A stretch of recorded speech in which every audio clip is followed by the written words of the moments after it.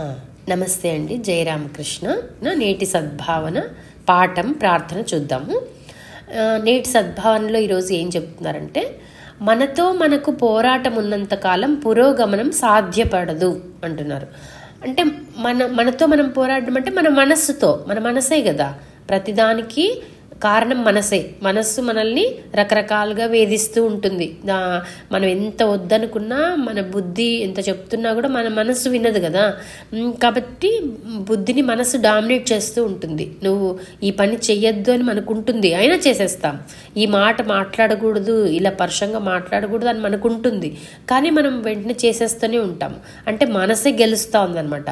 కాబట్టి సర్వము అనర్థాలకు మూలం మన మనసే. కాబట్టి ఆ మనసుని నువ్వు కట్టడి ఏం చేస్తున్నావు? మనసుతో మనం పోరాటం చేస్తున్నాం. ఎవరు పోరాటం చేస్తారు? అది కూడా ఆధ్యాత్మిక లైన్లోకి వచ్చిన వాళ్ళు మాత్రమే పోరాటం చేస్తారు. మిగతా వాళ్ళంతా మనసు ఎట్లా చెప్తే అట్లా వినుకుంటూ తప్పులు చేసుకుంటూ వెళ్ళిపోతూ ఉంటారు. వాళ్ళేమి అంత పట్టించుకోరనమాట. ఇప్పుడు ఆధ్యాత్మిక జీవితంలో ఉన్నవాళ్ళు ఒక్కటే, అరే నేను పరుషంగా మాట్లాడకూడదు అనుకున్నానే, అయినా మాట్లాడేశాను, ఇంకోసారి అలా చేయకూడదు, అయ్యో ఇలా చేశానే అని బాధపడతామన్నమాట. మిగతా వాళ్ళకి ఆ బాధ ఉండదు, అసలు ఆ స్పృహ ఉండదు అనమాట. వాళ్ళు ఎలా పడితే అలా వాళ్ళ మనసు ఆడించేస్తూ ఉంటుంది ఇంక వాళ్ళని. కాబట్టి వాళ్ళు ఎన్నో తప్పులు చేస్తారు, అయినా కూడా వాళ్ళకి పశ్చాత్తాపం కూడా ఉండదన్నమాట. కాబట్టి ఏమంటున్నారు? మనతో మనకు పోరాటం ఉన్నంతకాలం పురోగమనం సాధ్యపడదు. పురోగమనం అంటే ఆధ్యాత్మిక జీవితంలో పురోగమనం అనుకోవాలి మనము. కాబట్టి మనం ఇంతసేపు మన మనసుని కంట్రోల్ చేసుకుంటున్నాము, మనసు తప్పుదారి పట్టిస్తుంటే తప్పుదారిలోకి వెళ్ళిపోతున్నాము అన్నప్పుడు మనం ఆధ్యాత్మికంగా మనం ఏమీ ఇంకా ఇంప్రూవ్మెంట్ ఉండదన్నమాట. అయినా కూడా పర్వాలేదు, మనము ప్రయత్నం అయితే చేయాల్సిందే. ఎంతో ప్రయత్నం చేస్తేనే కానీ మన మనస్సుని మనము జయించలేము కదా. చాలా కష్టమైన పని. మనం ప్రపంచాన్నైనా జయించవచ్చు, కానీ మన మనసుని, మనం అంతర్గతాన్ని మనము జయించలేము అని చెప్తారు కదా. కాబట్టి ఎవరైతే మనసుని జయించారో, ఎవరైతే ఇంద్రియాలని కంట్రోల్లో పెట్టుకున్నారో వాళ్ళే నిజమైన విజేతలు అని చెప్తారనమాట. కాబట్టి నువ్వు ఎంతకాలం అయితే నీతో నువ్వు పోరాడుకుంటూ ఉన్నావో, అంటే నీ మనసునితో నువ్వు ఫైట్ చేస్తున్నావో అంతకాలము నీకేమి పురోగతి ఉండదు, నువ్వు చేస్తూనే ఉండాలి అంటారు. కాబట్టి అది ఎప్పుడు బయటపడతాము అంటే, మనం కాన్షియస్గా ఆ మనస్సుని మనము చూడాలన్నమాట. మనసు ఎట్టుపోతా ఉంది, ధ్యానం ద్వారా చూస్తాం కదా, మన మనసుని గమనించమంటాం కదా. శ్వాసని గమనించినట్టే మన మనసుని కూడా గమనించేస్తాం, మనసుని వదిలిపెట్టేస్తాం అనమాట ధ్యానంలో. అది ఎట్టు పడితే అదే వెళ్తూ ఉంటుంది, ఎక్కడెక్కడికి వెళ్తూ ఉంది, ఏమేమి చూస్తూ ఉంది, ఏమేమి కావాలనుకుంటా ఉంది, అవన్నీ మనము అర్థం చేసుకుంటాం అనమాట. మనసును అర్థం చేసుకోవడం అంటే మనల్ని మనం అర్థం చేసుకున్నట్టు. అప్పుడు అందులో తప్పులు ఏమున్నాయో అర్థం చేసుకొని మనం వాటిని కంట్రోల్ చేసుకోవడానికి ప్రయత్నం చేస్తాం. అట్లా మన మనసుని దారిలోకి తెచ్చుకోవడానికి ప్రయత్నం చేస్తూనే ఉంటాం, నిరంతరం ప్రయత్నం చేస్తుంటాం. కొంతవరకు కంట్రోల్ అవుతుంది, కొన్నిసార్లు ఎదురు తిరుగుతుంది. అట్లా అయినప్పటికీ కూడా మనం అన్నీ భరిస్తాము, ఆ మనస్సుని కంట్రోల్ చేసుకునే పోరాటం చేస్తూనే ఉంటాము. కాబట్టి ఈరోజు నేటి సద్భావనలో ఏం చెప్తున్నారు మనకి? మనతో మనకు పోరాటం ఉన్నంతకాలం పురోగమనం సాధ్యపడదు అంటున్నారు. సాధ్యపడకపోయినా కొంత ఇంప్రూవ్మెంట్ అయితే ఉంటుందన్నమాట. అయ్యో నేను ఏం చేయలేకపోయానే అని భయపడి వదిలిపెట్టకూడదు, మార్గాన్ని వదిలిపెట్టకూడదు అనమాట. మన మనస్సు మీద మనమే బుద్ధి పెత్తనం చేసేటట్టుగా మనం చేసుకోవాలన్నమాట. చిత్తాన్ని శుద్ధి చేసుకోవడం అంటే రకరకాలుగా కదా. మనము ధ్యానం ద్వారా చేసుకోవచ్చు, జపం ద్వారా చేసుకోవచ్చు, జ్ఞానాన్ని సంపాదించుకోవడం ద్వారా చేసుకోవచ్చు, సత్సంగాల ద్వారా చేసుకోవచ్చు. ఇట్లా సత్సంగం వింటున్నప్పుడు కూడా మన మనసు ప్రశాంతంగా ఉంటుంది కదా. అదే నిజమైన తత్వం అనమాట. అదే మన నిజమైనటువంటి ఉద్దేశము. దాన్ని మనం కంటిన్యూ చేసుకోవాలి. ఒకరోజు వింటాము, మిగతా రోజుల్లో పెడుతున్నాం కదా. ఈ మధ్య నేను అటు ఇటు తిరగడం వల్ల కరెక్ట్గా పోస్ట్ చేయలేదు పేపర్స్. వాటిని చదువుకుంటూ ఏ రోజుకి ఆ రోజు మనము అర్థం చేసుకుంటూ అట్లా మనల్ని మనం ఇంప్రూవ్ చేసుకుంటూ ఉండాలన్నమాట. కాబట్టి ఏమంటున్నారు? నెక్స్ట్ పాఠంలోకి వెళ్దాము. కష్టం వచ్చినప్పుడు వివేకవంతుడు బయట నుంచి కాక తన నుండే కార్యాచరణాన్ని ప్రారంభిస్తాడు. కాబట్టి వివేకవంతుడు అంటే మనం ఆధ్యాత్మిక జీవితంలో ఎవరైతే తప్పేది ఒప్పేది అని తెలుసుకున్న వాళ్ళు, డిస్క్రిమినేటింగ్ ఫ్యాకల్టీ అంటాం కదా, అది తెలుసుకున్న వాళ్ళు ఎవరైతే తప్పేది ఒప్పేది అని అర్థం చేసుకునే వాళ్ళు ఎప్పుడు కూడా బయట వ్యక్తుల మీద ఆధారపడరు. వాళ్ళకి ఏదైనా సమస్య వస్తే దాని పరిష్కారం కోసం లోపల వాళ్ళ మనసులోనే వెతుక్కుంటారనమాట. వాళ్ళ మీద వాళ్ళు ఆధారపడతారు. అంతేగాని నలుగురికి వెళ్ళిపోయి బాధపడిపోయి నాకు ఈ సమస్య వచ్చిందని చెప్పుకోవడము, వాళ్ళందరూ నలుగురు 4 రకాలైనటువంటి సజెషన్స్ ఇవ్వడము, దాంట్లో కన్ఫ్యూజ్ అవ్వడము, అట్లా ఏమీ ఉండదన్నమాట.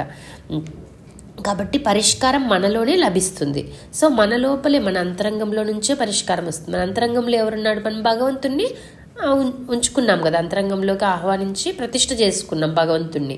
కాబట్టి ఆ అంతరంగంలో ఉన్నటువంటి దివ్యమైనటువంటి ఆ భావనే మనకు సొల్యూషన్ని ఇస్తుంది అనమాట, పరిష్కారాన్ని ఇస్తుంది మన సమస్యలకి.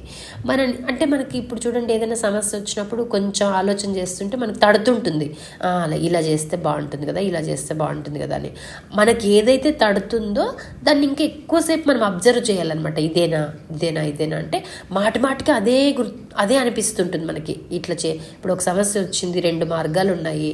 దేవుడి మీద కూర్చొని ప్రేయర్ చేస్తాం మనం. ఏం తండ్రిని మాట్లాడమే మనం అంతే. ప్రేయర్ అంటే ఇంకేం లేదు, మనం డైలాగ్ విత్ గాడ్ అంటాం కదా, అట్లా మనం మనసు విప్పి భగవంతునితో మాట్లాడుతూ ఉన్నప్పుడు భగవంతుడు మనకు ఆ సమస్యకి ఇదే పరిష్కారము అనేది మనకి కొంచెం బుర్రలో మెరుస్తుంది, ఆలోచన వస్తుంది. ఆ ఆలోచనని మనం అమలు చేయాలన్నమాట, అంతే. ఎక్కడికెక్కడికో వెళ్ళిపోయి ఏదో జాతకాలు అడగడము, ఇంకోటో ఏదో ఏం చేయాల్సిన అవసరం లేదనమాట. జాతకాలు అవన్నీ కూడా భక్తులు కానటువంటి వాళ్ళకే పనిచేస్తాయని చెప్తారు. ఎవరైనా పెద్ద పెద్ద గురువులు ఎవరైనా చెప్పినా కూడా, ఇప్పుడు సాయిబాబా చెప్తే కూడా అంతే కదా, నువ్వు జాతకాన్ని ఎందుకు నమ్ముతున్నావు, నన్ను నమ్ముతున్నావు కదా, దాన్ని చుట్టి అవతల పారేసేయి అంటారు కదా సాయి సచ్చరిత్రలో. అట్లా చాలామంది ఉంటారు, జాతకాలు ఇట్లండి అట్లండి, మీ దాంట్లో అది ఉంది, ఆ దోషం ఉంది, ఈ పరిహారం చేయాలి, ఇలా చెప్తుంటారు. కానీ మనం ఏం భయపడకూడదు అనమాట. మనం నిజంగా దేవుణ్ణి నమ్ముతున్నాము, నిజంగా భగవంతుడి కోసం కన్నీరు కారుస్తున్నాము అంటే మనల్ని గ్రహాలు ఏమీ చేయలేవు అనమాట. గ్రహాలన్నీ కూడా భగవంతుని కింద పనిచేసేవే కదా. కాబట్టి ఆ గ్రహ దోషాలు మనల్ని ఏమీ చేయలేవు అనమాట. ప్రారంధాన్ని కూడా తిరిగి రాయగలిగే శక్తి మనకు ఉంటుంది, మన భక్తికి, మన యొక్క వ్యాకులతకు ఉంటుందన్నమాట. మనం కన్నీటి బొట్టు ఒకటి కారుస్తున్నాము అంటే ఇంకా అదే చాలు, మన పాపాలన్నీ ప్రక్షాళన అయిపోతాయి అనమాట. కాబట్టి మనము ఇంకా వేరే వాటి మీద ఆధారపడాల్సిన అవసరం లేదనమాట. బాహ్యంలో ఎక్కడా కూడా మనకు పరిష్కారాలు దొరకవు. ఊరికే వాళ్ళు ఏవో పూజలు అంటారు, ఇంకోటి అంటారు, ఏవో రెమెడీస్ అంటారు అంటే చేయిస్తుంటారు.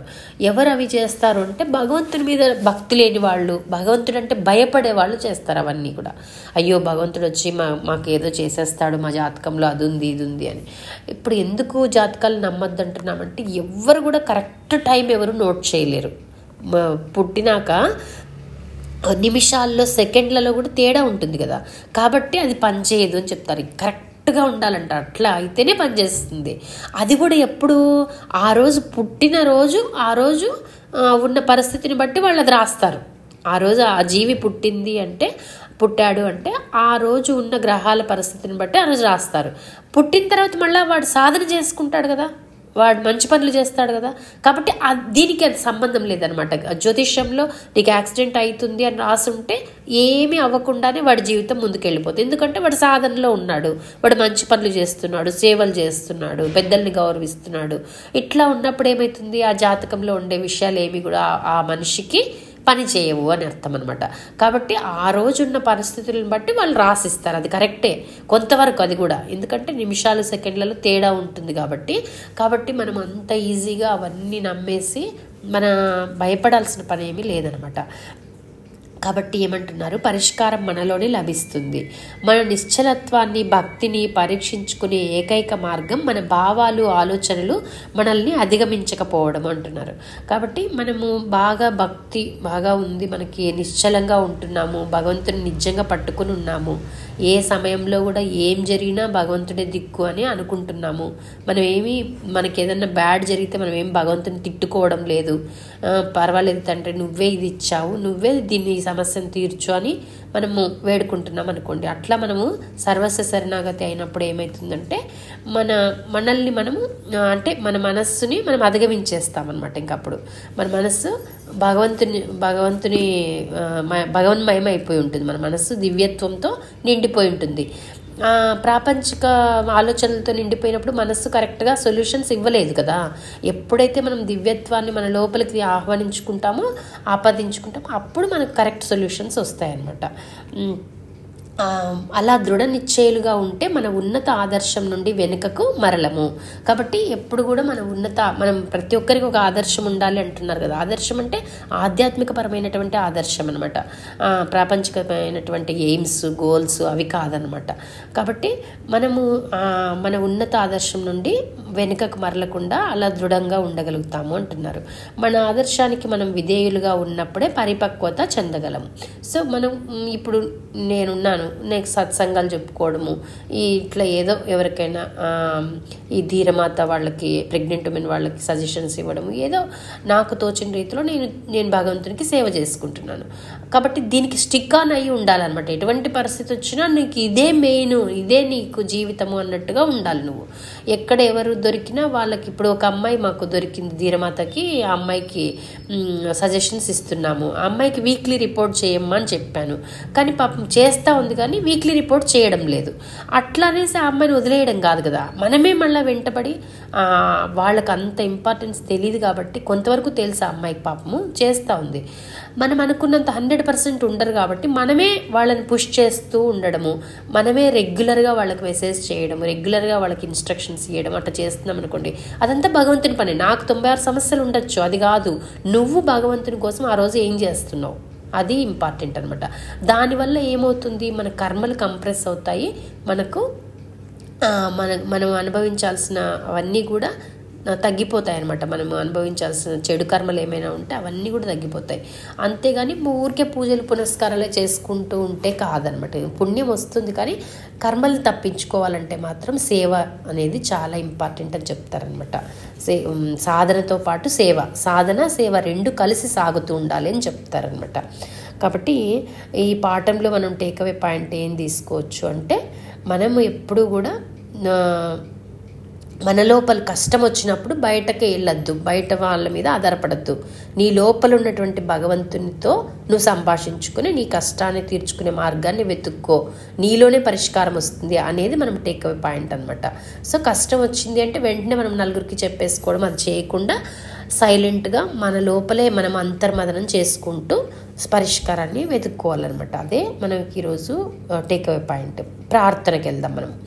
హే నా జీవనాధార, నా అంతర్గత ఆవశ్యకతలు నీకు తెలుసు. అంటే నా అవసరాలన్నీ నీకు తెలుసు కదా తండ్రి. అంతే కదా, మనము జస్ట్ వెళ్ళి సైలెంట్గా కూర్చుంటే చాలు భగవంతుడి ముందు, ఆయన్ని చూసుకుంటూ అలా కూర్చున్నామంటే చాలు. ఆయనకు తెలీదా మనకి ఏమేమి సమస్యలు ఉన్నాయి, మనకి ఏమేమి అవసరాలు ఉన్నాయి, మనకి ఎవరెవరు మనల్ని ఇబ్బంది పెడుతున్నారు, ఏంటి మన పరిస్థితి ఏంటి, మన ఇంట్లో ఏం అవసరాలు ఉన్నాయి, మన పిల్లలకి ఏం అవసరాలు ఉన్నాయి, అన్నీ ఆయనకు తెలుసు కదా. కాకపోతే మనం మళ్ళీ చెప్పుకుంటూ ఉంటాం, చెప్పుకుంటే పర్వాలేదు, కానీ ఊరికే అలా సైలెంట్గా ఊరికే ఆయన్ని చూస్తూ కూర్చుంటే కూడా చాలన్నమాట. అలా కూర్చుంటే కూడా ఆయనకి అన్నీ అర్థమైపోతాయి. ఆయనకు తెలుసు కదా, ఆయన లీలలే కదా అవన్నీ కూడా. కాబట్టి నా అంతర్గత ఆవశ్యకతలు, నేను చెప్పుకోలేనివన్నీ కూడా నీకు తెలుసు తండ్రి అని నీ ఆశీర్వాదానికి నన్ను అర్హుణ్ణి చెయ్యి అని అడుగుతున్నావు అనమాట. సో నీ బ్లెస్సింగ్ నాకు రావాలంటే అర్హత ఉండాలి కదా, ఊరికే రాదు కదా బ్లెస్సింగ్ అంటే. ఇప్పుడు ఒకరికి మంచి ఆరోగ్యం ఉంది, ఒకరికి మంచి ఐశ్వర్యాన్ని ఇచ్చాడు. ఐశ్వర్యం అంటే ఓన్లీ సంపదనే కాదు, ఆరోగ్యము, మంచి బిడ్డలు, మంచి సంసారము అన్నీ కూడా ఐశ్వర్యంతో సమానమే అనమాట. కాబట్టి మనం ఏమనుకుంటున్నాము, నీ ఆశీర్వాదానికి నన్ను అర్హుణ్ణి చెయ్యి అని అడుగుతున్నారు. నీ దైవరాజ్యానికి నన్ను అర్హుణ్ణి చెయ్యి. సో నీ రాజ్యంలో నేను ఒక పరికరంగా ఉంటాను, నేను ఒక నీకు బంటుగా ఉంటాను, నీకు సేవకునిగా ఉంటాను అని మనం కోరుకుంటున్నాం అనుకోండి. అదే ఇక్కడ ప్రార్థనలో ఇచ్చారు. సో ఇది ఈరోజుకి ఇది కంప్లీట్ అయింది. Thank you so much. జై రామకృష్ణ.